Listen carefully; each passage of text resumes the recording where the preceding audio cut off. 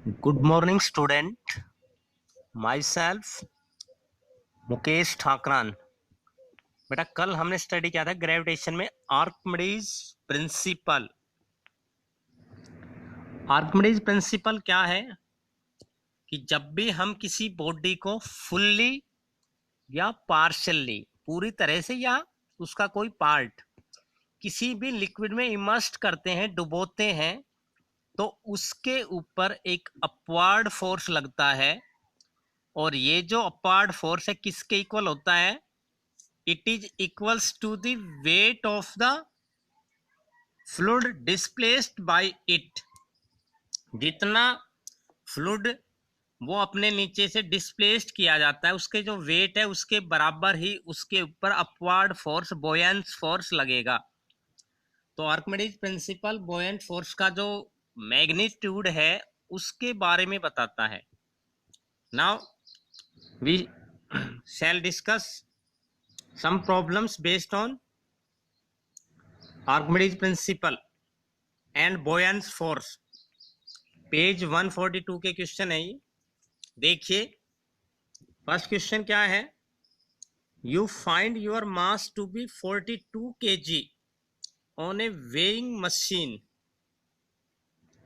Your mass is your mass more और less than 42 kg।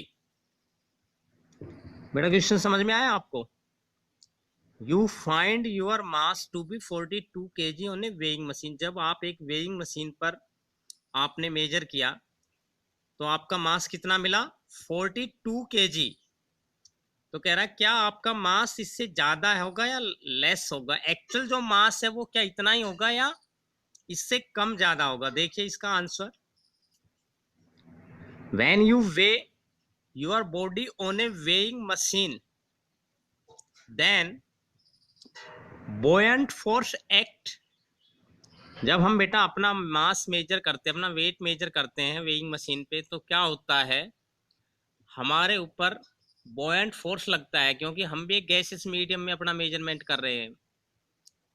तो buoyant force act करता है, जिसके कारण से क्या होगा, due to which our body is get pushed slightly upward.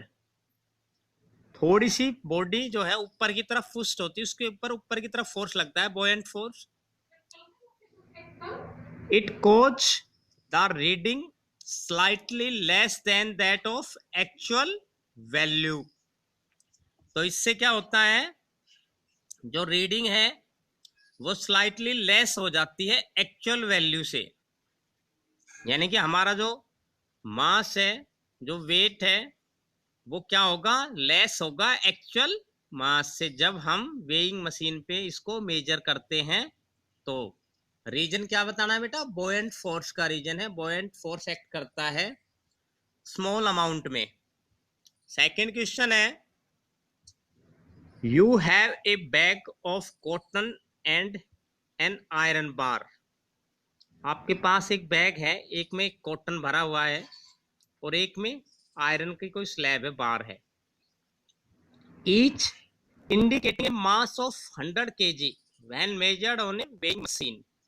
जब हमने इनको वेइंग मशीन पे मेजर किया तो दोनों का ही जो वेट है वो कितना हो रहा है? 100 kg मेजर किया मशीन ने, ठीक है। In reality one is heavier then other. जबकि एक्चुअलिटी में क्या है, एक जो है वो दूसरे से हैवियर है। कैन यू से which one is heavier and why? क्या आप बता सकते हैं कौन सा हैवियर है और क्यों है? आपने लोकल लैंग्वेज में जनरल उसमें भी सुना होगा कि हम 1 किलो रुई को उठा देंगे लेकिन 1 किलो लोहा नहीं उठता है, या 100 किलो रुई हम उठा देंगे, 100 किलो लोहा नहीं उठेगा। तो ये इसी तरह का क्वेश्चन है। देखिए आपका, एक्चुअल में जो कॉटन होती है वो हैवियर होती है। अगर 100 kg हमारे पास कॉटन है और 100 kg ही आयरन बार है, तो कॉटन उससे हैवी होगी। कैसे? देखो, cotton bag is heavier than iron bar because the surface area of cotton bag is larger. Scientific reason अगर हम देखें तो जो सरफेस एरिया है हमें पता है, अगर हम 100 किलो रुई लेंगे तो कितनी दूर में आएगी, उसका सरफेस एरिया काफी लार्ज होगा, जबकि 100 केजी आयरन बार का सरफेस एरिया स्मॉल होता है। So the surface area of cotton bag is larger than iron bar. So more buoyant force acts on cotton bag. इसलिए कॉटन बैग के ऊपर ज्यादा फोर्स लगेगा, बुओयंट फोर्स ज्यादा लगेगा। क्यों? क्योंकि वो अपने नीचे से ज्यादा फ्लूइड डिस्प्लेस करेगा। And its actual mass is more than the indicating value.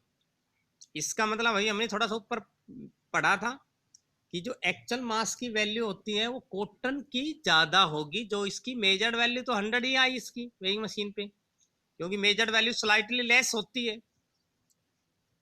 तो जो मेजर्ड वैल्यू है वो इसकी क्या है, लेस है, इसलिए इसका जो एक्चुअल मास है कॉटन का वो ज्यादा होगा आयरन के मास से।